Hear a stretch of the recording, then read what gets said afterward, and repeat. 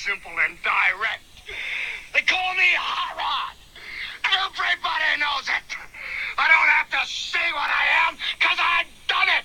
That's the difference between you and me. You talk about it, I do it. Oh, you want to come out in the frilly robes? You're so cute. Of course, I come out in a kilt. Someone says I'm cute, and I bury my fist down their throat. Hello everyone, welcome back. I hope that you are enjoying your day, evening, or night. Thanks for stopping by or stopping back. Today we have a glorious episode of Saturday night's main event, and Piper is back in the main event where he so truly belongs. So, let's go through this match by match on this Saturday night main event for the month of May card. Again, thanks for stopping by. Let's see what the grades are, and I'll try to tell you why I decided to do what I do. So, starting with the pre-show, here we get the fabulous Freebirds now, and they get their first win, and Gordy got over pretty well with his gimmick. Not only that, but he's also one of the more over competitors in that match. Basically, what I want to establish with this match, even though it's on the pre-show, I have Terry Gordy in for a freelance contract, and I'm just thinking this is probably the best time to pull the trigger on them. Now, I could have waited to pick Bam Bam Terry Gordy up, but he was unemployed currently, so decided, well, should go now before, someone else gets him on a contract to where I might have to wait even longer. Also, he could potentially be that puzzle piece that can set up Michael P.S. Hayes and Jimmy Jam Garvin in the future. So to do that, I felt like it would be necessary to get Hayes and Bam Bam over, at least initially. So they get the victory over the Bulldogs. Then we have Pillman, who debuts over Big John Studd. Now, I'm not sure whether I should have pulled the trigger on this so soon, but hear me out on this. Big John Studd hasn't been used really at all, even on TV. In his last major feud, if you've watched all the videos, was just him and Andre, a short-lived feud that really didn't go anywhere meaningful. He's 40 years old, plus Pillman statistically, or at least his attributes / characteristics, he's ready to go, okay? He's kind of in like a Masawa position prior to getting the popularity he needed to really pull off, the matches that he can now. And Masawa's ceiling is, very, very high. I would say the same with Pillman. So he's going to need to go over guys, even if it seems as though he's not ready. I think I'll try to do it more naturally in the future, but certainly this match should at least help him get some popularity, if only in the tri-state region. Then we are on to the first segment of the night. All the champs are cutting a promo. Savage, Roberts, Demolition, and the night is set. In the opening bout, We have Stan Hansen pick up a victory over Bam Bam, and this was a brawling type match. Perhaps that's why Bam Bam's his performance rating didn't do quite as well as normal. He's at least the 60s, maybe bumping up into the 70s type guy. So, I mean, that's kind of abnormally low, but whenever you have those different type of match aims, even though a brawl, I would, in my mind, I was thinking that would kind of gel with Bam Bam's style a little bit. It can throw them off. Clearly, I mean, that type of style, Hansen probably wouldn't have any problems with, so no surprise he got an 80 there. Nonetheless, even though Bam Bam's performance wasn't great, even a loss to Hansen, I think, will boost him, if ever so slightly. So, that was definitely the aim coming in. That was the reason it was Bam Bam being the one to put him over. Here we have what I like to call the new Minnesota Wrecking Crew, and I believe all 4 competitors went to the same high school, and I would not want to go to that high school because these are 4 tough dudes, no doubt. We had seen Rude and Perfect teaming together from the last pay-per-view. They were on a 6-man tag together and lost. However, they would not let it go. They had attacked Misawa and Tito, who will be on this card very soon, facing Demolition for the tag titles. Nonetheless, they attacked them, and the Road Warriors were set off. They did not like their cheap tactics, as though they had seen it before in high school, and now they are here to set them straight. Now the Road Warriors have a big win, moving forward over 2 singles stars, really, you could say.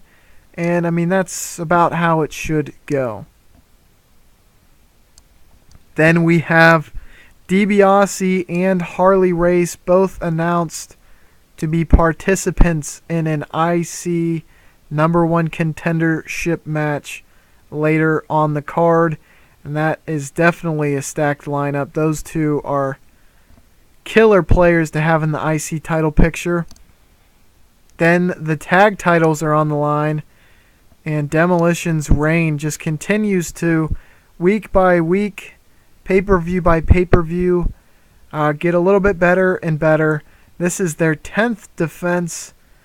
Perhaps they might try to replicate their long title reign that they had in real life. We'll have to see.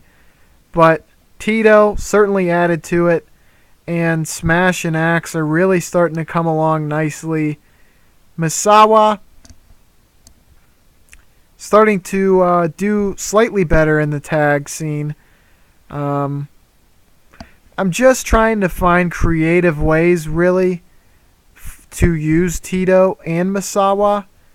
Misawa, I don't have to be nearly as creative, but I honestly think that him and Tito make a good tag in that they're both really good workers. Misawa can be the talker of the group, and I mean, they're going to kill it in the ring 9 times out of 10. Here, I'm not quite sure why his performance is lagging, but I think if I do invest in a long-term tag push, that they could easily be a top tag in the division. So you'll have to stay posted to see what the outcome is for that. Then we have Adonis, who cuts a promo. He will be in the co-main event to face off for the heavyweight #1 contendership. And certainly, I would have to go back perhaps to Hogan's. I do not honestly remember a time when he faced for the heavyweight title. Nonetheless, here we are at the IC title fatal 4-way. Magnum TA the weak link, but nonetheless, Vader won. And he pinned Magnum, and he will be the IC #1 contender. Magnum has been slipping. I think part of that is probably because I'm not pushing him quite as hard as I was at the beginning. But I'm definitely going to invest in him because he could definitely break into the top 5 faces. Right now, I would say, and this is tough, Savage, very, very razor thin, close behind. Hogan, Steamboat, no. Jake, Steamboat, then Tito. I think Magnum could pretty easily challenge Tito for that 5 spot. But there are a lot of young up-and-coming guys, Sting being one, Misawa being another, who could really easily infiltrate that top 5 before Magnum really gets his footing, so to speak. I think Sting is already in a good position to be there. He's a lot more consistent, too. I think if Sting was in this Fatal 4-Way, he might have done better. But that's a different story for another day. Here we have Hogan, who had been injured in the pay-per-view prior in the April Supercard. Piper would injure him in a no DQ match. Now he is cutting a promo on his injury, saying he will be back and better than ever, like the Big Easy, Eric Bischoff. Here, Bret Hart, the IC #1 contender, faces off against the Snake, and Jake makes it defense number 4. Here, I was definitely trying to make a concerted effort to really push some guys who are, getting close to being ready into spots, just to give them some exposure in big time matches. Obviously, Bret's in-ring performance isn't what it is with the established guys, but he can definitely get there with a prolonged push. So this, I think, helps him, if ever so slightly. Even though he's taking the pin, he's still benefiting from it, in my opinion, just from being in the match. What I like to call a push by proxy. Jake retains. I definitely want to try and, see what I can get out of Jake's title run. The IC title has definitely really bounced around from some of the very, very best guys. And you could even argue at times that the IC title was better than the heavyweight title. Although lately the heavyweight title's been so money since Piper had it, really. When Piper had it, and this will sound crazy, taking it off of Hogan, that moment elevated it, and then Piper's run on top of that really just put it on a different level. And since then, it benefited Hogan to hold it because it meant more. Then DiBiase got it, and it really cemented DiBiase as, almost a made man. And now that Savage has it, he's the most over guy in the company and definitely a candidate to be a figurehead if we needed it. And which brings up a good point, and that is that Hogan still has a lot of beneficial boosts as figurehead. So currently he is still figurehead. So here's the thing, though. It allows me to do more with Savage as champ, although creatively with Hogan, if it made sense to me to prolong a story or really elevate a story or a guy, Hogan would take the pin.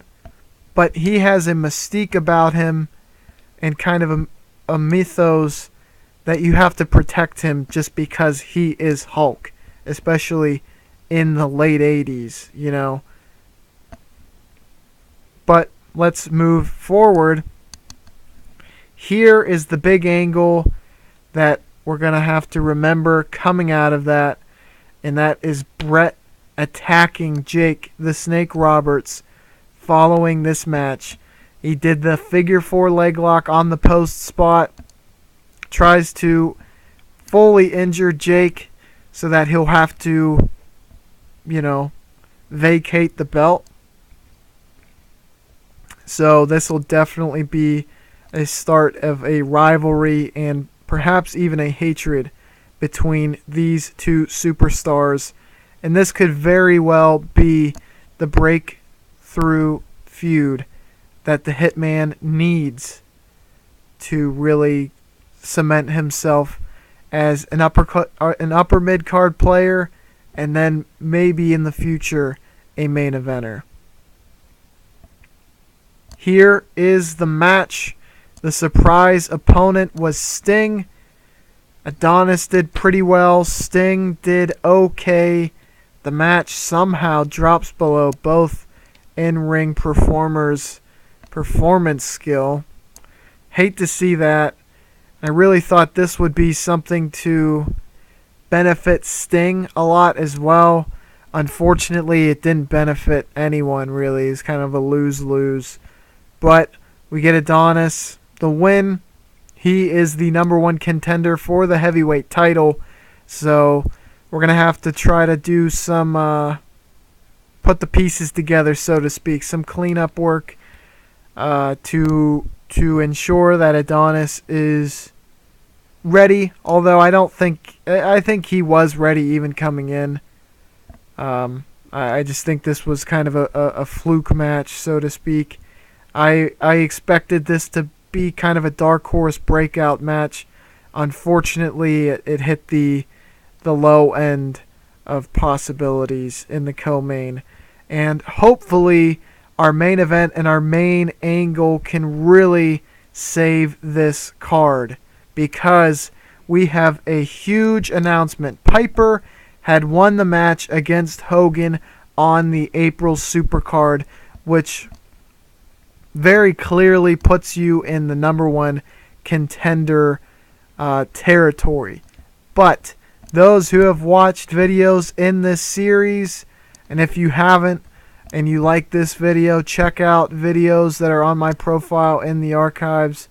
You'll definitely like them. We have ones dating back all the way prior to WrestleMania 2, the whole way to WrestleMania 4, and then pay-per-view by pay-per-view breakdown, one of WrestleMania 4 and then another of the April Supercard. This is the third of just the single pay-per-view analysis. But from WrestleMania 4, Steamboat had won a match that gave him a title shot in the future, and he is deciding to use it tonight. So it will be a triple threat title match. One of the first that I can't recall if I've actually booked a triple threat heavyweight title match. If you've watched all the videos and you remember one, go ahead and drop a comment. Prove me wrong. But this is definitely a huge occasion. And Savage retains as he pins Piper, save Steamboat. And it seems like Piper and Savage might have had a better match with just those two. But I wanted to get a taste of Savage and Steamboat, and I had to throw in at least another person. Piper is not really a person you throw in, so to speak, because he definitely elevated the match. but we didn't get it at WrestleMania 3, didn't get it at WrestleMania 4. Both have been faces, so we haven't been able to have a true Steamboat Savage feud. So I thought this was the best way we could do it right now. And I just really wanted to have those two in some capacity in a big match, so to speak. Let me know your thoughts on the video. I hope you liked the card as a whole. It certainly wasn't one of the best pay-per-views that I have booked, but we're starting to really transition. We're trying to get the new guys over, trying to establish Savage fully. We're moving on from Hulkamania era to Macho Madness, and definitely trying to elevate some new blood. Let me know your thoughts. Thanks for watching. I appreciate the view. Make sure to like and subscribe the video, and I'll catch you on the flippity floop.